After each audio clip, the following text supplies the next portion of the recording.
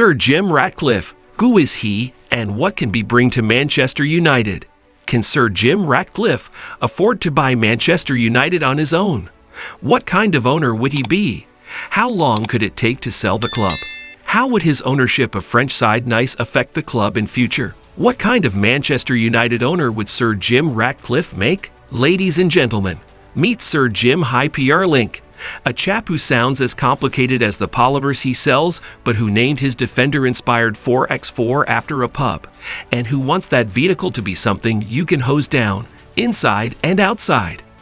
You want to know if he will be Manchester United's next owner, and if he is, what kind of owner he'll be. The good news on that front is that for someone with a reputation for valuing their privacy, the 69-year-old has been remarkably willing to answer questions when asked. Last May, this shy man spoke to the BBC in Madrid.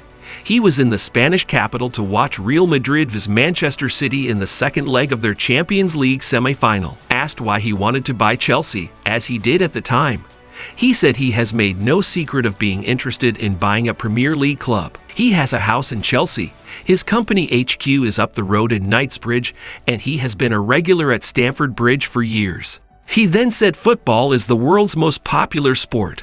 The Premier League is the world's biggest league, and Chelsea are one of the best clubs in that league. He admitted to having a split allegiance between Manchester United, the club of his youth, and Chelsea, the club of his adulthood. But when asked why he does not try to buy United, he gave a businessman's answer. They are not for sale. We will come back to that. On his vision for Chelsea, Ratcliffe opened up. I've always had this view that London and the UK are very much in the center of the world of football. It's where most of the money in football is, and of course, we've been very successful as a country in the biggest competitions recently, he said. We have 6 great clubs, 3 in the north, 3 in London. But if you look at London, it's never had a team of the stature of Bayern Munich, Real Madrid or Barcelona that's consistently been in the last 8 of the Champions League. So our ambition for Chelsea, because I think Chelsea would be a great candidate to be that club in London, would be to be that club that could hold its own always. In other words, a club that would have the same stature as the City of London. That's how we would measure ourselves if we were successful in buying Chelsea. Flag-waving nonsense? A cynical appeal to a populist government desperate for British success stories? Maybe, but Ratcliffe has a track record of expensive patriotic ventures. That drink with Ainsley, Britain's most famous sailor, turned into a £100 million punt on trying to become the first British winner of the America's Cup. They came up short in 2021, but have already thrown down the gauntlet for the next edition of the 171-year-old contest in 2024. Their sailing team is called Ineos Britannia. He also bought Manchester-based cycling outfit Team Sky in 2019, rebranded them Team Ineos, and then Ineos Grenadiers. Grenadier, by the way, is the name of the aforementioned 4x4, and that pub in London's Belgravia. The cycling team have continued to win races too. And in 2021, he bought a third of UK-based Formula One team Mercedes-AMG, teaming up with another British sportsman and tax exile, Sir Lewis Hamilton.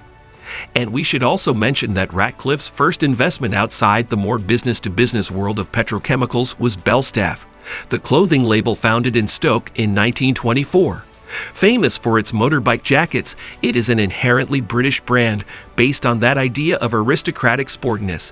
But it had fallen into overseas ownership until Ratcliffe rescued it in 2017. But the thing you must never forget with Ratcliffe is his patriotism has limits. He thought Chelsea and Newcastle were too expensive in 2019, so he bought Nice. A year later, he thought he was paying too much income tax in the UK, so he moved his tax residence to Monaco, saving billions. He also thought building the Grenadier would be too expensive in Wales, so he opted for a French factory. Should this surprise us though?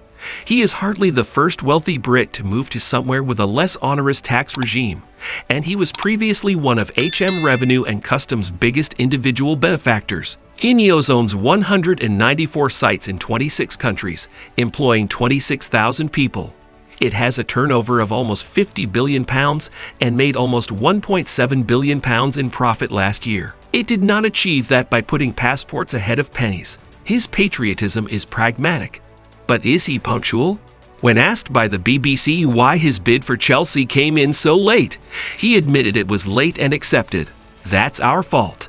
But he then explained, "It's a big decision to buy a national asset of the importance of a club like Chelsea. A big responsibility and a big commitment, both in terms of time and money, because we aren't there for 5 years or for 10 years, we're there for the long term." As The Athletic reported, Ratcliffe and his team at Ineos were watching the takeover process from the sidelines with growing interest. Ineos is basically a conglomerate of businesses he bought between 1998 and 2008, which are still run in a relatively loose federal style. In this regard, he is exactly the same as Todd Boehly, the investor who ultimately won the Chelsea takeover contest. The decision is partially Roman's, but equally, the government has to decide that the owner is a good owner for the future, and the supporters should have a say on what sort of owner they want to see in the future, Ratcliffe told the BBC.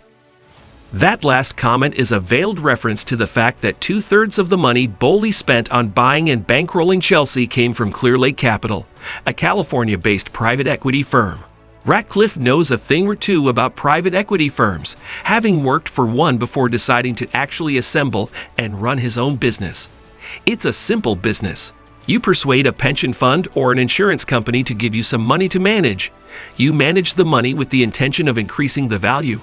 And if you increase the value, you get share of the profits, he told the BBC. Your focus is always on, how do I invest and make that money grow? And it's typically a 5-year time horizon. In America, the big sports clubs won't allow those people to come in and buy the clubs. So you can't buy an NFL club, but in the UK you can. "We're not interested in making money out of Chelsea," Ratcliffe told the BBC. "Can we run that club really, really well and turn it into one of the finest clubs in Europe? That's our ambition with Chelsea. We make lots of money in chemicals. We don't need to make money out of Chelsea. We don't think of it as a financial asset." He also already owns 2 football teams. Lausanne Sport, the club he bought in 2017 when Ineos was still based in Switzerland, and Nice, his other local club in the south of France, 13 miles west of Monaco. Until last year, these clubs were run by Jim's younger brother Bob Ratcliffe, who was Ineos head of football. Bob Ratcliffe previously talked about Nice being a 3 to 5 year project and the priority for Ineos football arm. He also previously said it was difficult to rationalize the cost of clubs in the Premier League, so things have clearly changed. Before any sale goes through, interested bidders, of which Ineos owner Ratcliffe is only one, will have a chance to scrutinize the club's finances and make sure their investment is what it seems. Can Ratcliffe actually afford to buy? Sounds mad, doesn't it? Is being Britain's richest man still not enough to afford a football club? Football finance expert Kieran Maguire thinks the Glazers may ask for PS6 million to PS8 ban for Man Oat, a fair whack over the club's value compared to external valuations. That may mean Ratcliffe will need extra investment to seal the deal. That price does look high if we contrast that to Chelsea at £2.5 billion and Newcastle at just £300 million, he told Sky Sports News. "I think he will probably be looking for a more discounted price than that." Hope you like our video. Don't forget to subscribe our channel.